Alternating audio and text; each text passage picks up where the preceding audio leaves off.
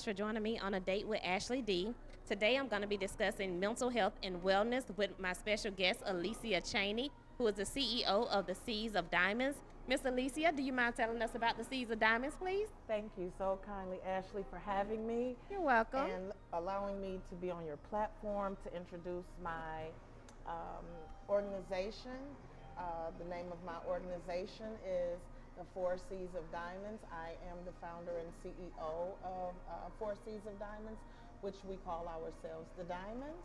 So a little bit about me is I am an attempt survivor. What that means is in 1989, I tried to commit suicide. I was 22 years old, young, scared of a whole lot of things. It was probably a lot going on back then that I thought I couldn't handle. So obviously I pulled through, and that what that meant for me is I had to live a little bit more deliberately and purposefully than others around me to be able to at least, like when you're in that kind of darkness and you've sunken so low, I at least wanted to be on board. I couldn't even think about soaring then. That's Just right. had to get on board. So with that being said, my journey back to myself and putting myself on a higher level, I ultimately had to move, leave my hometown, and I, at a later age, went back to college, got my degree in psychology. So now I have a bachelor and a master. Yay! Congratulations. And but that led me to my journey home, led me to knowing that other people were out there just like me, just suffering in silence, crying in the dark, scared, but trying to pretend we're brave and things of that nature. So I wanted to create an organization that would speak to that, because what I notice is so many women take care of everything. We take care of our spouses, our parents, our children, friends, co-workers. We take care of everybody. We're natural nurturers. Yes, we are. But who takes care of us? Correct. So if and when we get to ourselves, then we'll get to ourselves. I'm trying to reverse that. I am now a change agent, collecting diamonds so that we can understand that our mental health is important, and we have to take care of ourselves first. We have to prioritize ourselves first. And I see that there's so many organizations that support homeless efforts and things of that nature. But at the end of the day, when all of these wonderful, amazing professionals do those things, who takes care of them? That's right.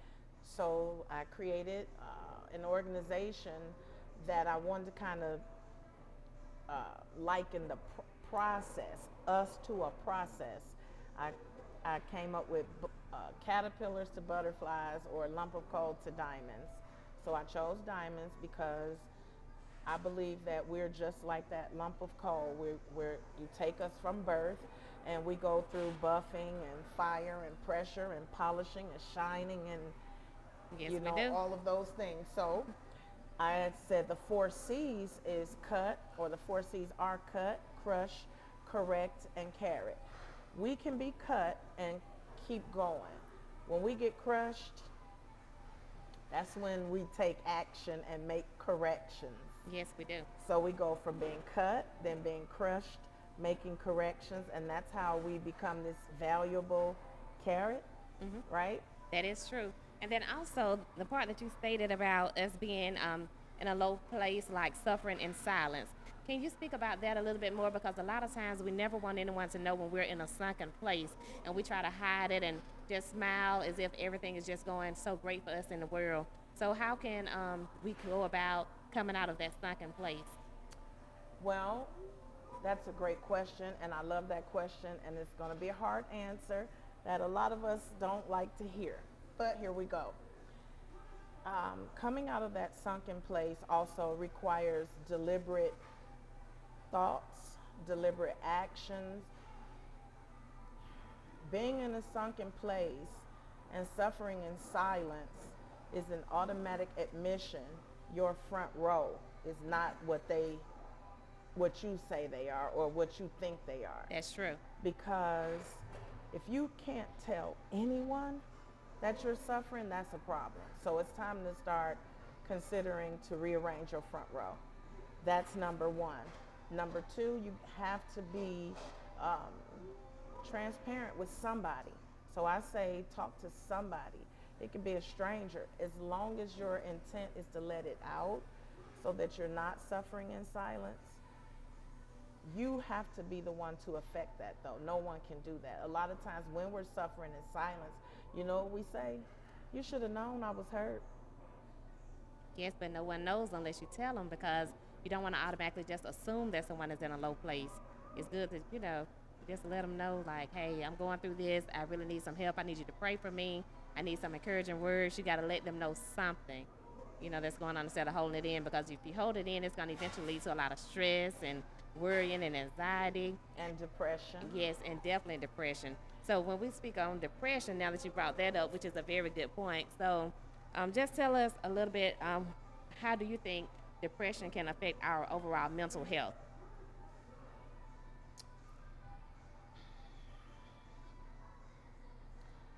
Depression not only affects our mental health, it affects the mental and emotional health of those around us. So imagine if you're in a state of depression all the time and you're raising children. You think they're going to grow up and have a healthy state of mind and a positive outlook, and you're their reference and their guide, and you're depressed. So it affects your mate, your spouse, your parents, because they don't want to see their child worrying. It affects a lot of people. The only people that it kind of does not affect are maybe coworkers, because they're not at home and we put on this face for the outside world. So with that being said, some things that we can do to kind of curb depression is to hold ourselves accountable and those around us accountable for choices. Don't let yourself, which I can't tell you how to act, but don't let yourself get to a point where you're frustrated. In my opinion, the lack of standards, requirements, and boundaries, and the lack of applying consequences for those that cross those boundaries is a for sure way to start down the anxiety and depression road. And yes, it is. I totally agree with you on that, with people crossing boundaries and everything.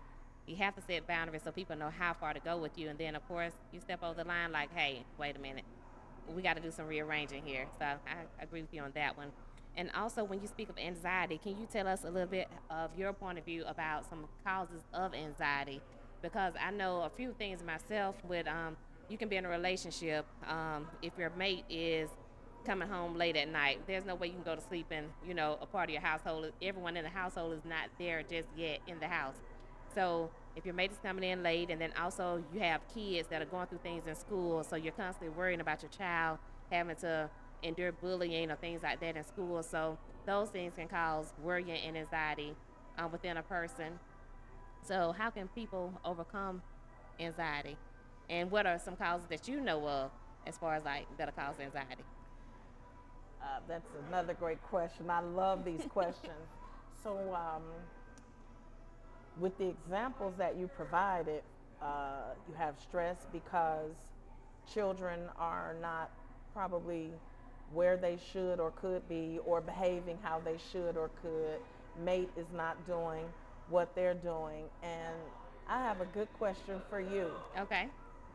How has worrying ever in this history changed anything for the better? Worrying will not change anything at all. So the best thing to do is to take action and ask yourself, do I want to continue to feel like this in this moment? Absolutely. If your answer is no, you don't want to feel like this within this moment, take the proper steps to do something different so that you can get a different outcome. And that's going to eliminate that worry and anxiety. That's applying consequence. That's it. Also, for a lot of, I know this is going to hurt, a lot of these religious people, how is worrying activating faith?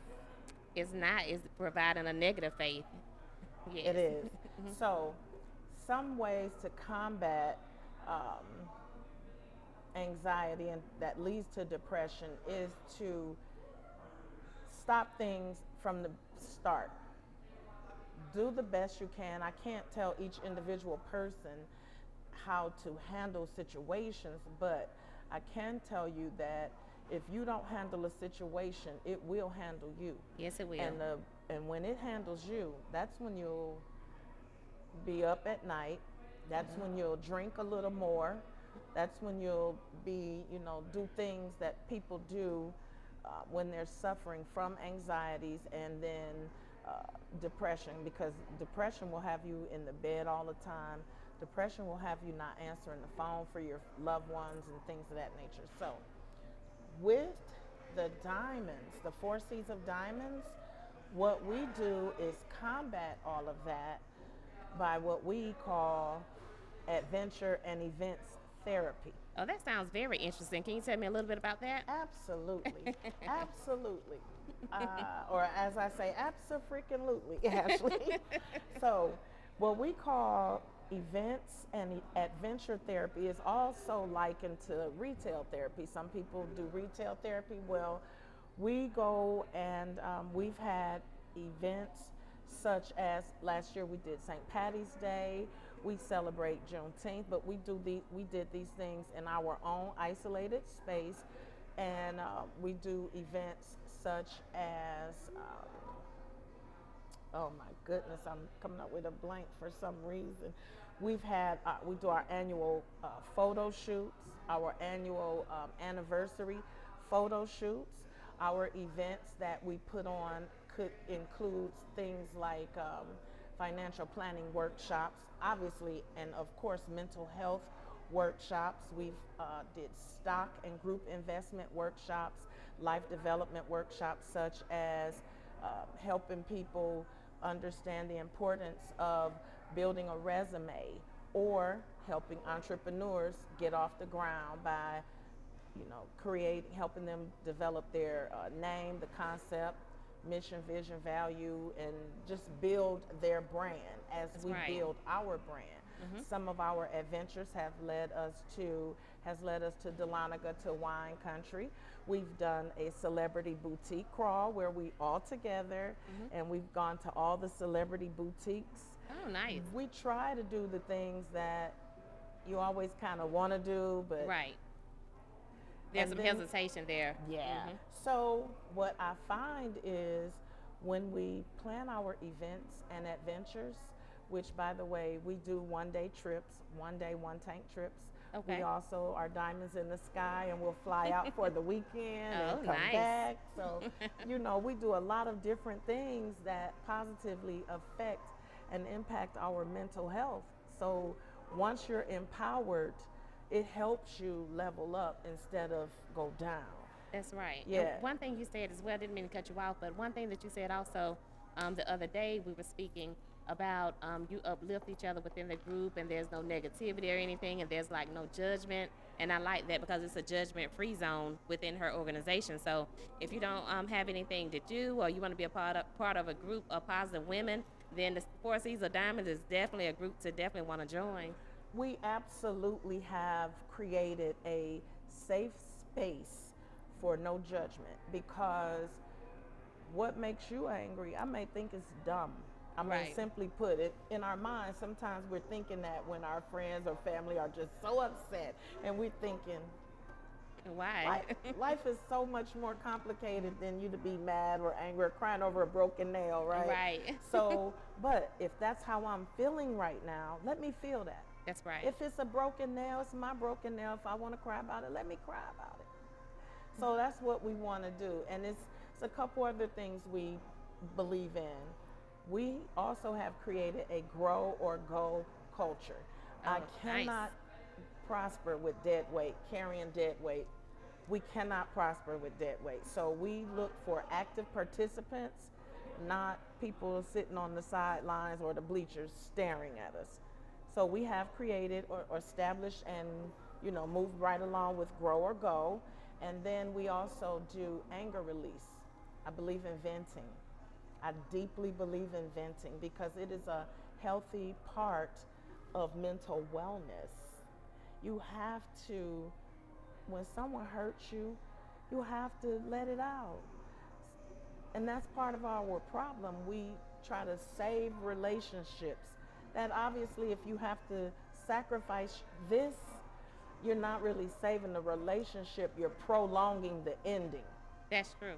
So since you said that about anger and releasing anger, one thing that can stem from anger is being traumatized as a child. Some of it can stem from childhood hurt. And so, if someone has been traumatized as a child, what are some other things that can cause a child to be traumatized and carry on those negative habits as they get older and become adults? That's also an excellent question.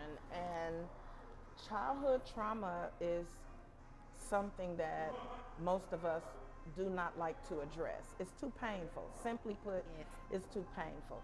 So you can have um, it can be a childhood trauma that negatively impacts the rest of your days. It can be secondary trauma, which means if I'm telling you about something and it traumatizes you, or it can be vicarious trauma, where you know how you live vicariously through someone else, Yes. you'll experience this trauma vicariously through them also. And that will make you forever change the course of the rest of your life. So, for example, someone who has been molested Yes. may never trust men again, or the object of whoever molested them, because sometimes females are the perpetrator, right? Right. But that's so, for example, say it was me, it wasn't, but let's say it was. Now I don't trust any man. I don't want to be in this same room, and we know how those things go, right? But then now I teach my child the same thing. So now my child is living without trusting any man. And if you can't trust any person like that, how are you going to have something healthy? That's true. It's going to be very hard because you haven't completely healed from that situation. And then also, with mentioning like the child molestation part, just listening to others that have experienced that, it's like if you've been molested, you got to go through accepting that it's happened, stop blaming yourself about it happening, and then just finding ways to heal and move forward from that. And as we're raising our kids, we teach them, do not talk to strangers, or if someone grabs you, you got to fight your way, you fight to get away from them. But my thing is, how do we go about teaching our kids what to look for in relatives or close family friends that are coming at them in a negative way to molest them or to do negative things to them that's gonna abuse them as a child and mess with their mindset? Let me give you another position to Okay. look at this. Okay. Why is that responsibility the child's rather than the adults? That's true. And That's deep. why are we not acting when a child tells us something happened? Because emotions are so strong that if it's my man, Yeah.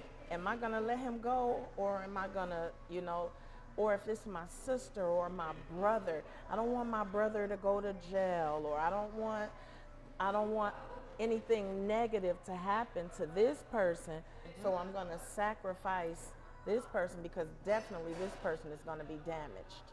Correct. But that's even further damaging the victim. It is. But that's the society we live in now. So I try to put these, because also the diamonds talk about, we have hard talk, we have critical thinking conversations, real life topics. Some things are easy to talk about, but when they play out, it's totally different. That's right. So we share certain experiences that we feel comfortable with sharing, but then there's a lot of laughter and sometimes it's a lot of wine. Yeah, that's true. So we might enjoy cocktails and conversation or coffee and conversation, but certainly we want, or we make sure our environment is open for any subject, because I know once you have that one break, the rest is going to be a little easier. Yeah, that's true. The That's true. rest is going to be a little easier, definitely.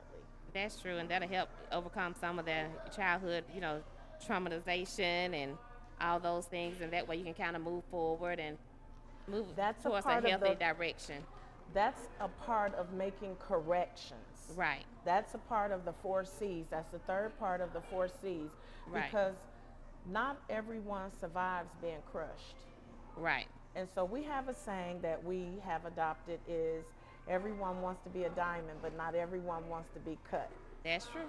So what that means is we have pushed past our pain so that we can get to a new side of who we are. Some people can't do that. And unfortunately, some people can't follow. A lot of people need help to push through the pain. They do. However, because this organization is a voluntary group, you can't force people. Yeah, that's but true. I know if they join Follow and Shine with us, they would, we are healers. It's That's so true. much power, healing power in our words, in our hugs. Women can give hugs that says everything. It Yes, says, we can. it's okay, baby. It says, I'm sorry you're hurting. It says, lay your troubles down. We need that sometimes, and you can't do that when you're hiding. That's true, but with that being said, it's going to let them know that they're in a safe place with safe people, Absolutely. and they can kind of open up and Absolutely. just release everything they've been going through and then move forward in a healthier way. Absolutely. And then Absolutely. also, with you saying that you are an attempt survivor, can you tell us exactly what? Can you tell us, since you're an attempt survivor, what exactly you did when you tried to attempt suicide? Do you mind Absolutely. going into that? Absolutely. Only because it may be someone out there that has tried to, attempt it, and they maybe want to overcome it themselves and move forward in a positive Absolutely. direction. So. Absolutely. I'd be happy to share. It was October 1989. I had been crying out for so long that these set of events, circumstances, situations were happening. I knew they were real, but another thing that's troublesome about mental health or mental wellness is people have such a negative stigma by it, or when they think about it, and we also are visual creatures, so if it looks good, we think it's good. If it looks bad, we think it's bad. I'm saying that to say, when I cried out, because the object I cried out against looked good, I was labeled the bad person. So over time, it took me into such a dark place. By the time I was 22, I had a baby, and I just didn't think that I was worthy. I didn't think I was worth being his mom. I didn't think that I was worth anything anymore. And a straight A student I was track star, and I did all these things that were good, creative, good at everything, but didn't have the worth. So I said that particular day, because I had cried out before, and of course when you hurt, you're crying out for help, but then I started saying, I'm gonna kill myself. But then it was a cry for help. But the day that it happened, what was said to me that day, I knew. I wasn't telling anybody. I wasn't saying anything anymore. I knew what I was gonna do. So I went, I had these pills, I took these pills, and I hid them on my person, and I got away from that space and got into a place where I thought that, this was gonna be it. Wrote my son a letter. He was 2. And he just turned 35, so you know how long ago this Oh, was. wow. It's Yes, been has been a long while. journey Yeah. back to me. But I wrote a letter, and I cried so hard. I remember crying so hard. I couldn't even, you know how you have that. And the next day, so this is about to get a little graphic, so I apologize in advance. The next day, um, I felt my stomach. I felt I was, first of all, I woke up, and I woke up by the, the feeling that I had to regurgitate. So I was literally trying to make it stay and close my eyes and stuff so I can die. I was like determined. Nobody was in the room, couldn't see me. I was so determined, and then it kept coming up, and then somebody saw me, called the ambulance. So I spent some time in the emergency room in ICU until I got everything back together. But check this out. The whole 7 days I was in the hospital for that suicide attempt, and the evaluations, reevaluations, and everything, there was never a time that they recommended that I go to a psychiatric ward. I have never spent a day in a psychiatric ward. I've never spent an hour in a psychiatric ward. They told me, you need to stay away from that person. So that person was so close to me. It's probably been the hardest thing I've ever had to do, and I'm still connected and in touch with that person 30-something years later, but the nature of the relationship certainly has changed. And when you start learning how to do things for yourself and tune out the noise, you become happier. Yes. But I had to learn the hard way to tune out the noise. And I had to learn the hard way to control my relationships, and not necessarily literally controlling it, but taking control of my role instead of just sitting there in silence when everybody thinks you're so nice. Yes. How do you know I'm nice? I haven't said anything. True. Have a voice within your relationship. I started using my voice, but once I use my voice, of course, it changes things. So it does. You lose people. Some people you don't ever want to lose, and some people you wanted to lose before you change. So it kind of balances itself out. Yeah, that's true. If any of you out there are going through anything, whether it's you're in a sunken place, or you're feeling controlled, or you're just really feeling suicidal, reach out to someone, talk to a family member, talk to, as she stated, as Ms. Alicia stated, talk to a stranger, whomever you need to talk to. Just seek some help instead of trying to hurt yourself, because people actually love you and value you. So just try to get some help to get you through whatever it is you're going through. I totally agree. Also, if we take the weight off of the other person and put it on ourselves, I find that helps in the journey. Meaning, as long as I'm trying to get you to confess that you hurt me, it's going to be hard, because I'm going to get frustrated. But if I say, okay, they hurt me, sometimes I put myself in that situation. And not molestation, but let's face it, a lot of times in relationships, we put ourselves in a situation to be hurt. We do. And then mad because we're hurting. True. Yeah. We do. That is true. So once you start to look at your role in the situation, it empowers you to make different decisions. And one of those decisions is to not be stuck in the valley so long. Right. Yeah. That is true. Yeah. That's true. I haven't had any suicidal thoughts. However, I did go through a point in my life when my oldest daughter was a lot younger, where I was having financial problems, and I was riding along the road one day, and of course, I was just telling my mom on the phone, I'm tired of going through, tired of living paycheck to paycheck, tired of the struggle. I'm sure a lot of people can relate to that. And of course, she's a firm believer in having faith, but when you're going through, who wants to hear about praying at that time? Because you want quick action. But I thought about, just running my car off the road, or whatever, and just ending everything. But of course, then I had to think about my baby. Who's going to take care of my baby? I know my mom got my back, but still, she has to grow up. So my mother's getting older, so that wouldn't be a wise choice. So I just toughed it out, and everything got better over time. And so if you're out there, you're going through a situation financially, just hang in there. Things do get better, because if I look at my life years ago and I look at it now, I'm in a completely different place. Yes. As to where I started out. So just hold on to faith and just know it's going to get better. But you also have to put in that work as well to make your situation better. Absolutely.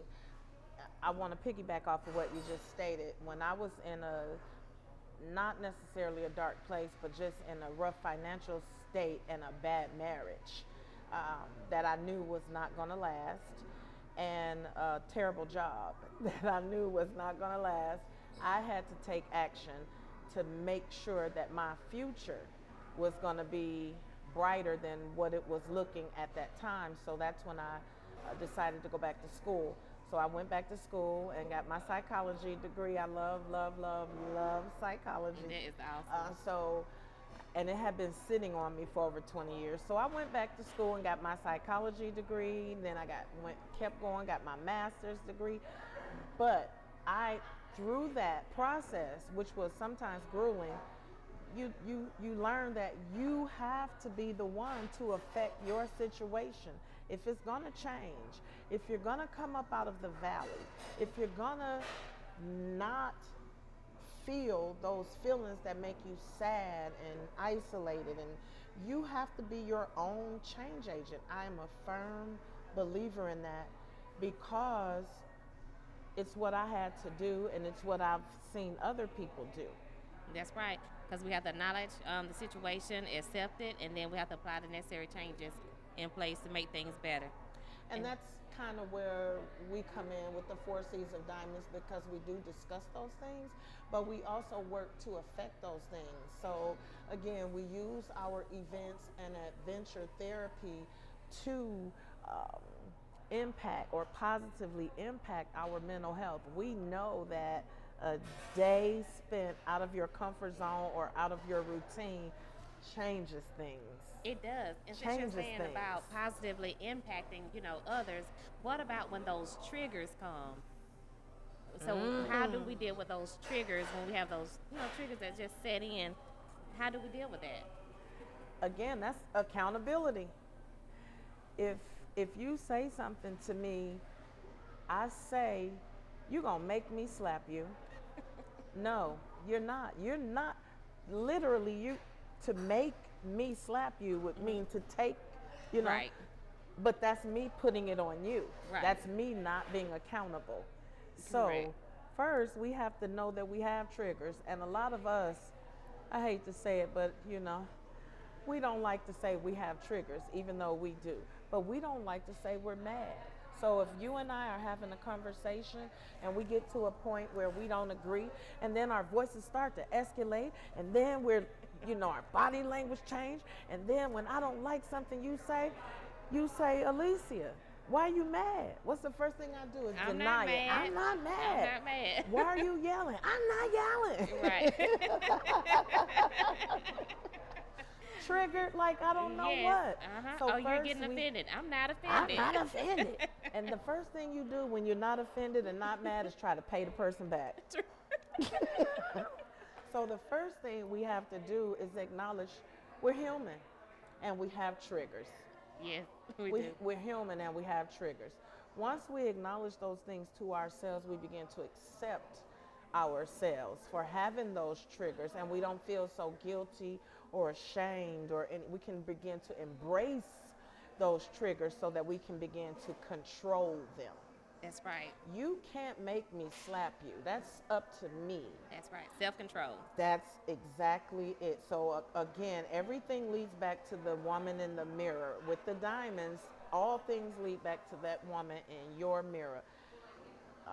Triggers can be controlled through self-awareness, through self-control. Yeah. So that's it. We can't control our actions.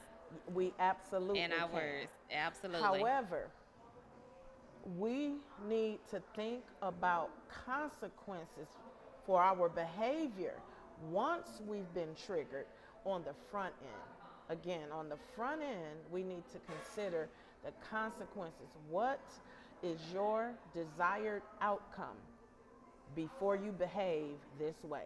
Yes. Because sometimes we think that we can behave any kind of way and still have it all. Yes. And that's exactly the moment you lose it all. You can lose in the blink of an eye. Friends leave you. That's right. Your relationship may be the breaking point for that.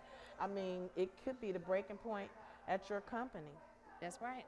people lose a lot because they don't control their behavior when they're triggered. And it's okay to be triggered. It's not okay for bad behavior. That's right. If you feel yourself about to act out, just sit still for a moment. Just process everything for a moment. And then after you process everything, then give a response. Because you don't want that one response to be the wrong response that's going to cost you pretty much everything you have. So just ask yourself, is it worth the risk that you're going to be taking? Also ask yourself, how do you want this to end? What is a lot of times when we're hurt, and it all goes back to childhood trauma. When we're hurt, instead of us saying, you hurt me, I'll just attack you. And I ain't never like you, and your mother, and you're this, and when you really don't mean any of it. So now I've hurt you so bad, you don't ever want to talk to me again. When all I wanted you to do was know that you hurt me when you, stepped on my toe, maybe? Right. And if we communicate, we can get past so much. But sometimes we don't do that. We'll just take the loss. All right, those are some good inputs there, Miss Alicia. And thank you so much for joining me on a date with Ashley D on today. We're here at Ding Tea here in McDonough, Georgia. So if you're in the area, be sure to stop by. Alicia, was there anything else that you wanted to add today? Absolutely. Thank you once again, Ashley, for having me. Thank you for thinking of me. And thank you, Derek, kindly for everything that you're doing. What I would like to say is join, follow, and shine with the diamonds at 4Csofdiamonds.com. That's 4Csofdiamond, no S.com. Also, you can shop with our Diamonds branded novelties. We sell t-shirts, we have crowns, we have self-care gift baskets and gift bags. We also have party favors rentals for your summer pleasure or your fun pleasure. So again, join, follow, and shine with us at 4Csofdiamond.com or join us on Facebook. And yes, follow me on Facebook as well, Ashley D Speaks, and also on YouTube, Ashley D Speaks. Thank you guys. Have a blessed day. Bye. Bye.